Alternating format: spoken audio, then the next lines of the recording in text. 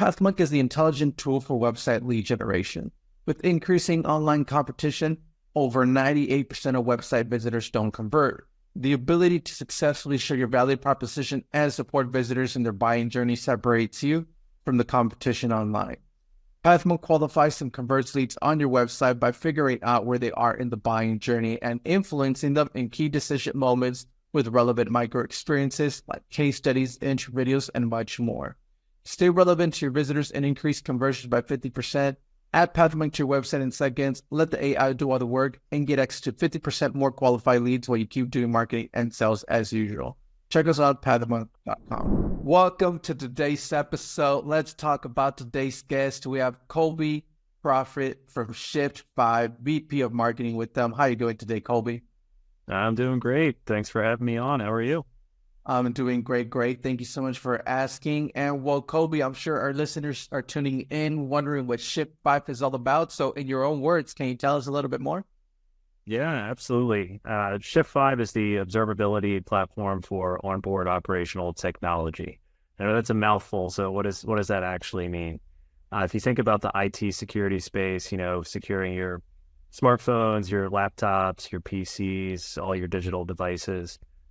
Believe it or not, weapon systems and airplanes and locomotives and other operational technologies that are out there are not all that different from a laptop at the end of the day. They are still another flavor of an endpoint, something that's connected to the internet and something that is therefore, potentially at risk. So Shift5 is doing some really cool work there to make sure that those, big platforms, weapon systems, avionics platforms maintain their cybersecurity posture.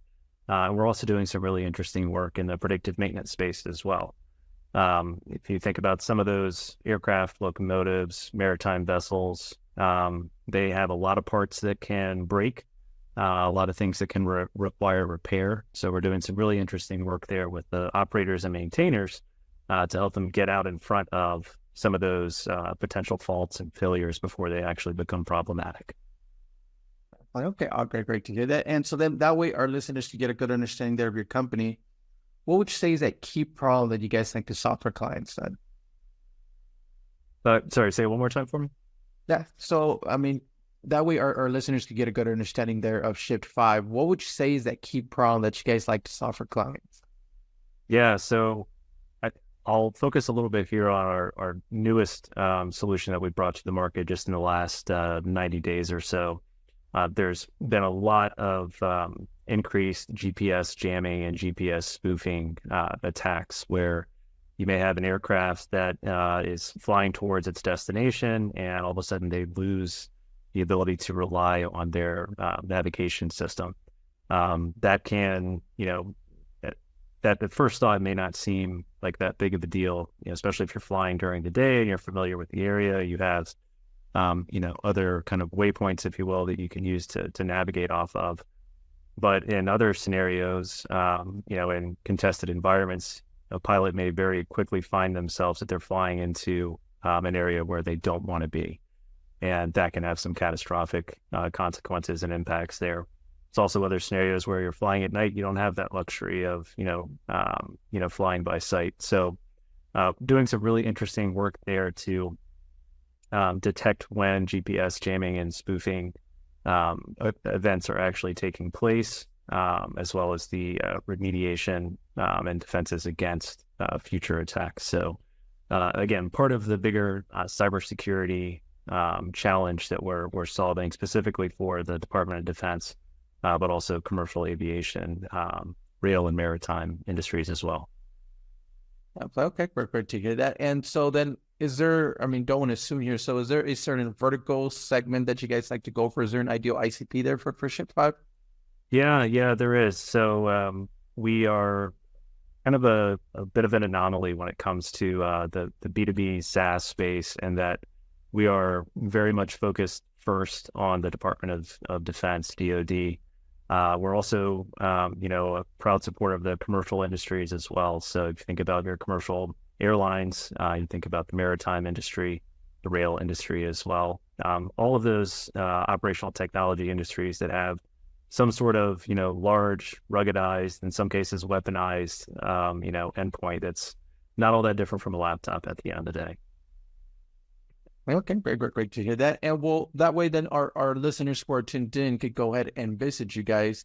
They could always check you guys out at Shift5.io. What role does the website then play for client acquisition for you guys there? Yeah, great question. So it's kind of evolved over the last 18 to 24 months. We've had a great website for long time, but the role that it's played has definitely evolved for us. If you go back to about 18 months ago, roughly 90 to 95% of our leads were referral based, or were based on leads that were coming in through an event or a trade show, a conference, something like that. Fast forward to where we are now, where we've revamped the website. We've shifted over to an ABM program from a marketing perspective. And now that ratio is closer to about 60-40, where we still have, heavy referral business, and a lot of new leads and that are coming in through word of mouth, trade shows, and that sort of thing. But we're also having a lot of success, a lot of traction with folks finding our website, finding the great content that we've worked so hard to get out there, engaging with it, coming back for more, and ultimately, reaching out and engaging with our sales team.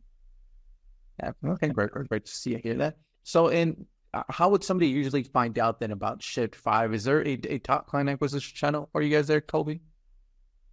Yeah, I'd say there's a few, and we've actually done some experiments there to see, just over the last 12 months or so, what some of those alternative channels might be that would work well for us.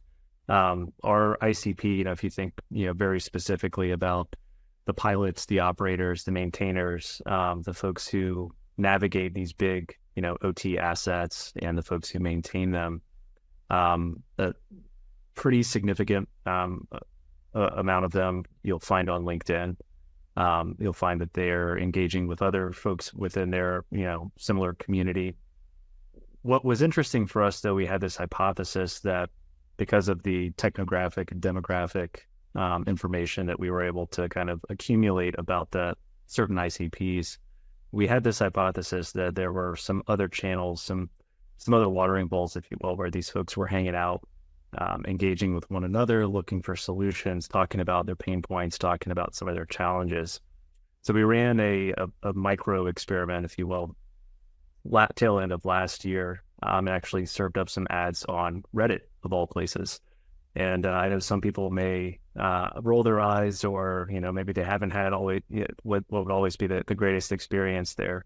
It's a lot of interesting things you can find on Reddit, but for us, it turned out that it was actually a really great investment, because it's exactly where that specific profile was hanging out. They were talking about some of the challenges they had with maintenance on avionics platforms on the actual aircraft, and had some remarkable conversions, folks engaging with the content, going back to the website. So website still plays a very important role there as well. But your website's only good if folks know that it's there. So you've got to get creative and figure out how do you drive people back there. Definitely. And on that note, then, is there any tools or tips or methods that you would recommend to our listeners for website lead generation? Yeah, so I'm a huge advocate of great content. I think there's a lot of tools that you can invest in that will help. You don't always have to throw a lot of money after a MarTech stack in order to be successful, though. And I've seen companies that have gone in the deep end, invested a significant amount of their marketing budget in that tech stack, and it still did not yield the results that were promised, or that they were hoping that it was going to. And that's largely because they over-relied too much on the technology, and they under-resourced, or focused a little too. They didn't focus enough on some of the content, and that's what people are going to always engage with. At the end of the day, you're not marketing out of a spreadsheet. You're focused on your targets, your pipeline targets, your lead gen targets. But at the end of the day, you have to remember that there are people on the other end of that message that you're sending out. And, if you have good content where you've done a lot of research on that ICP and you understand exactly what that sweet spot is, what their pain points are. And what I encourage my team to do is make our prospects and customers' pain points our own pain points. There's a certain level of empathy that you have to have there. And if you use that to fuel your research, then your outreach is going to be 10 times more effective at the end of the day. And that's what creates really good content. That's what creates a level of trust, almost an anticipation from the prospect of, okay, I got some really good information from these guys last month. What are they going to give me this month? And you earn the right to, kind of develop that relationship, cultivate that rapport, and eventually, earn the right to make an ask. And, maybe you get that demo, maybe you get that request for a meeting. But sometimes that, it takes time, but it's about the long-term focus, the long-term game. Definitely would agree with you on that. Well, thank you so much for sharing that insight to our listeners. And we'll let's switch gears a little bit, Colby, and let's talk about you as a leader. You being the VP of marketing there for Shift5, what are some key tasks you like to focus on your day-to-day work? Yeah, I think it's essential to kind of calendar block your day in order to make sure that you spread your attention to all the different areas that you need to.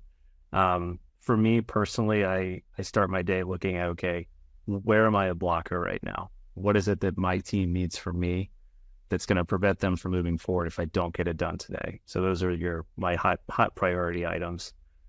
From there, I think, where myself and a lot of other marketers struggle is finding that time to be intentional from a strategic standpoint, looking at, okay, what are the latest and greatest tools that are available, at the fingertips of marketers? What are some of those experiments that I mentioned earlier that we ought to be thinking about doing?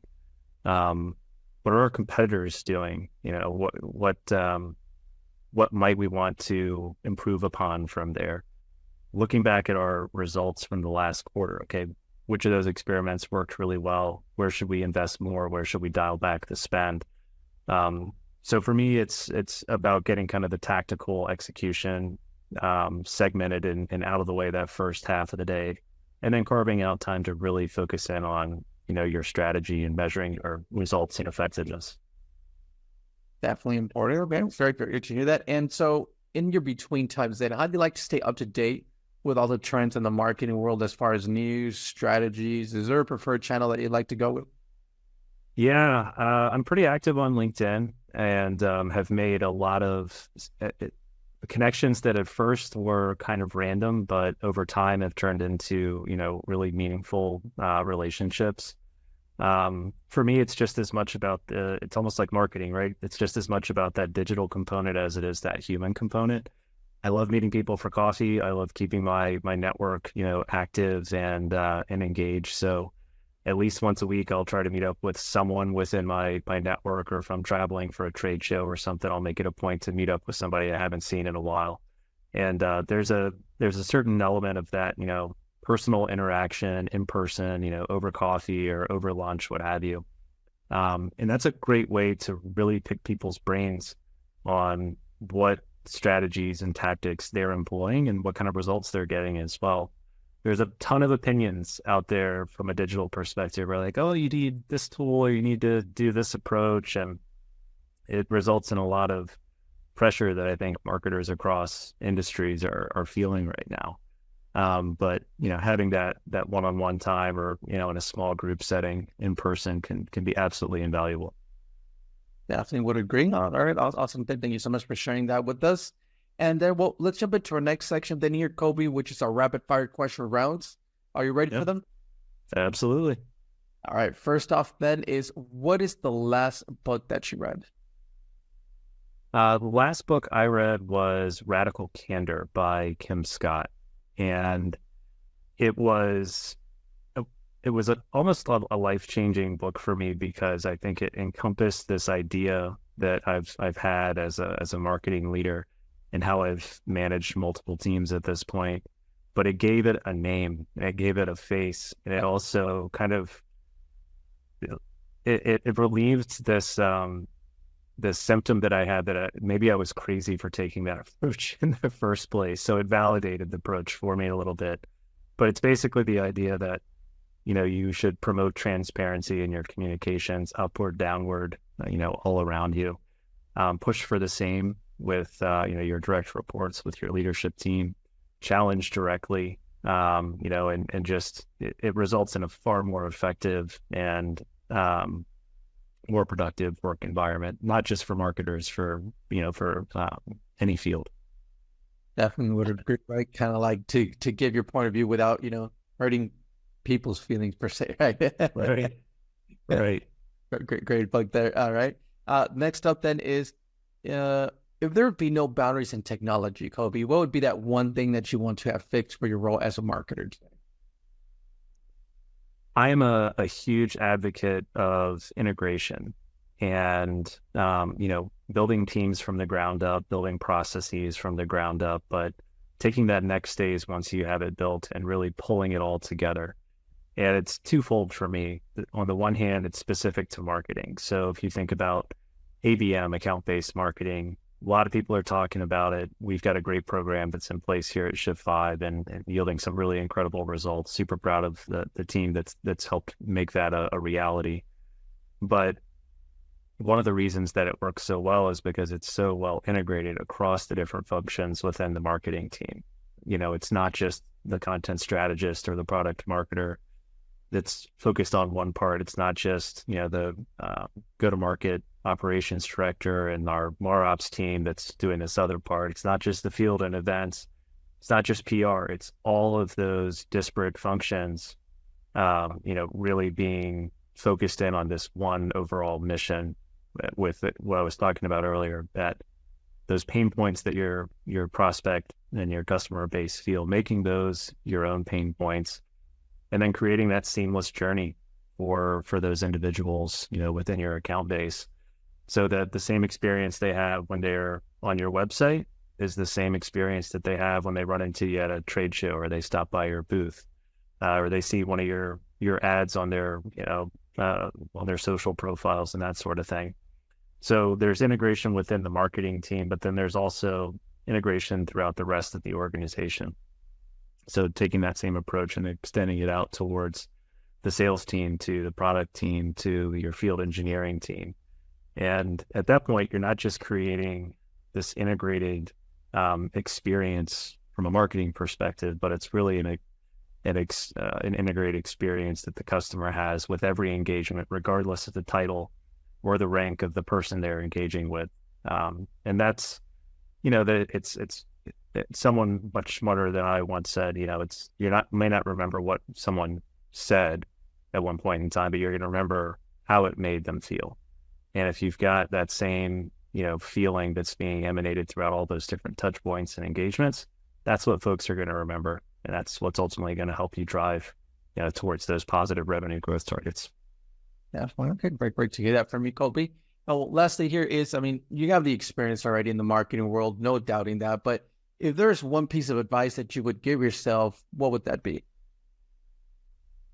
Yeah, I guess if I had it all to do over again, or, had a time machine, I would say, always be intellectually curious, not just about the things that you're directly exposed to, but the things that you may have a very indirect impact on, and always, be, respectful but unafraid to ask the hard questions, and drive alignment wherever you can. I think, alignment is one of the most critical pieces to any company's success nowadays. And as marketers, we have somewhat of a tendency, I feel like, to say, okay, here's our quarterly goals, here's our annual goals, here's our targets. We're going to go off and do that. And that's great. If you're hitting your targets, that's a wonderful thing. But what you really ought to be focused on is, okay, what's the bigger picture? What's that company goal? What's the product organization's goal for the year?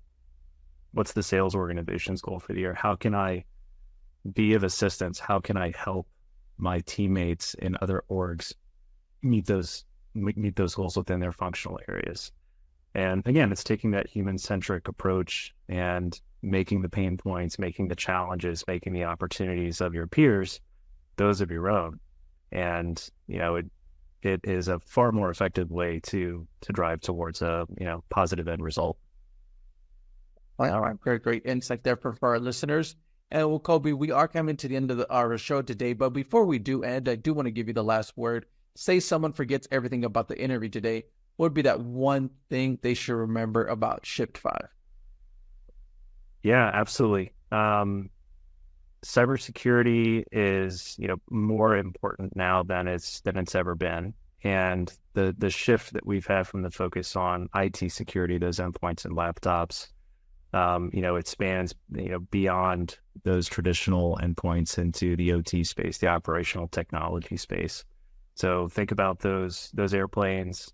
Think about, your tanks and those maritime vessels and locomotives, and everything that is connected in some capacity is at risk. So it's really important that we focus in on, bolstering the security posture of all those different platforms and assets, and making a commitment to get better and to do better as a nation overall.